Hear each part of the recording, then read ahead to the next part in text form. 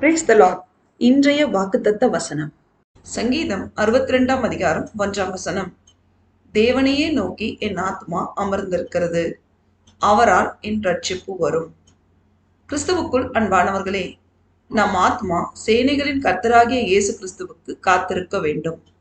அவர் ஒருவருக்கே நம் ஆத்மா காத்திருக்க வேண்டும். அவரால் மட்டுமே நமக்கு ரட்சிப்பு வரும்.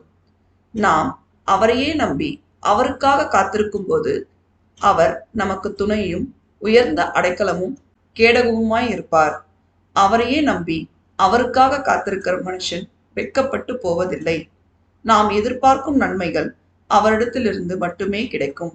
நாம் அவருடைய பிரியமான பிள்ளைகளாய் அவருக்காக காத்திருந்து முழு இருதயத்தோடும் முழு ஆத்மாவோடும் அவரை துதித்து மகிமைப்படுத்துவோமாக.